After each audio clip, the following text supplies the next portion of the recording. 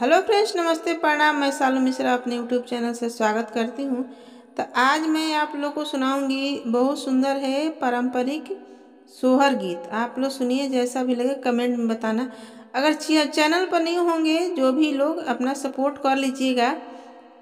तो आइए देर ना करते हुए अपने गीत को प्रस्तुत करते हैं। हमें आशा ना पूरा विश्वास है कि हमारा यूट्यूब फैमिली अपना प्यार दुलार जरूर देंगे।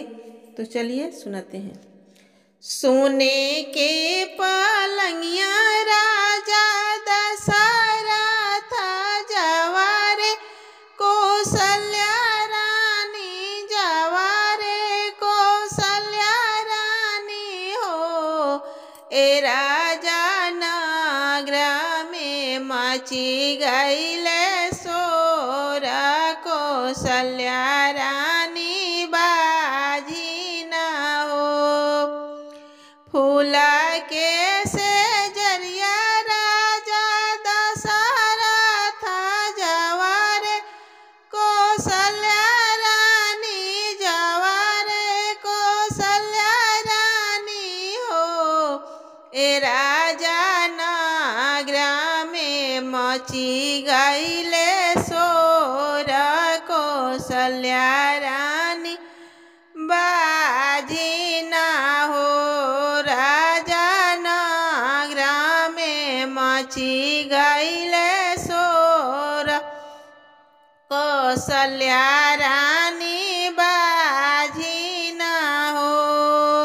ए राजा कइले ती दोसरा बियाह, के कैया हमारे बहिन हो। राजा कइले ती दोसरा बियाह, के कैया हमारे बहिन हो।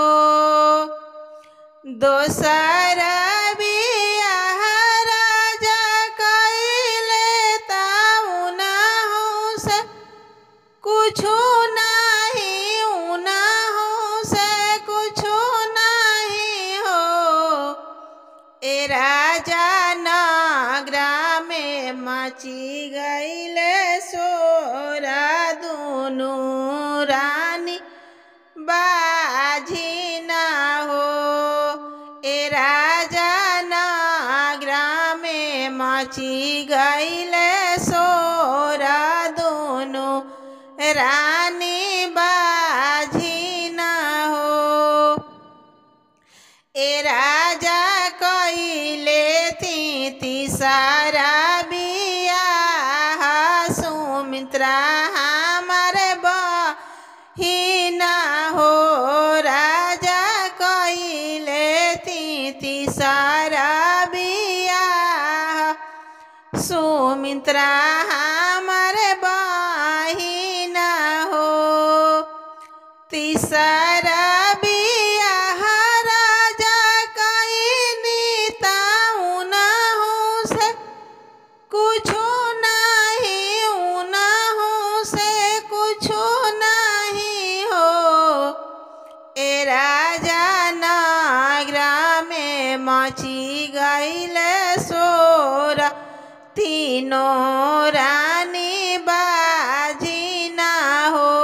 राजा नगर में मची गईले शोर, तीनों रानी बाजी न हो। ए राजा कवनो उपाया रउआ करती, अयोध्या सुना रही जइहे हो। राजा कवनो उपाय रउआ करती, त कोखिया सुना रही जइहे हो। एतना बचन राजा सुनले सुनहु न पावले, सुनहु न पावले हो। राजा चली दिहले जंगल के ओर, वशिष्ठ जी के कुटिया में हो। राजा चली दिहले जंगल के वो वशिष्ठ जी के कुटिया में हो। ए मुनि कई देती कवन उपैया त बंश बढ़ी जाइते नु हो। ए मुनि कई देती कवन उपैया त बंश बढ़ी जाइते नु हो। एतना बचन मुनिवर सुनले सुनहु न पावले सुनहु न पावले हो। ए राजा बन से उखाड़ले जड़िया त राजा जी के दे दिहले हो। ए राजा बना से उखाड़ले जड़िया त राजा जी के दे दिहले हो।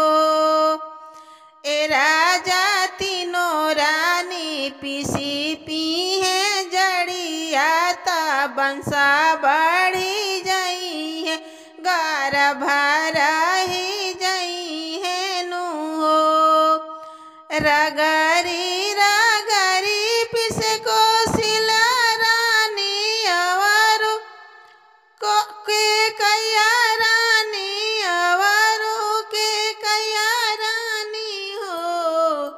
ए राजा सिली धोई पिएली सुमित्रा रानी तीनों रानी गर्भेली हो। ए राजा सिली धोई पिएली सुमित्रा रानी तीनों रानी गर्भेली हो। कौशल्या के जन्मे श्री राम के कैया के लक्ष्मण के कैया के लक्ष्मण हो। ए राजा सुमित्रा के भरत भुआला महलिया उठे सोहर हो। ललना सुमित्रा के भरत भुआला महलिया उठे सोहर हो। ललना सुमित्रा के भरत भुआला महलिया उठे सो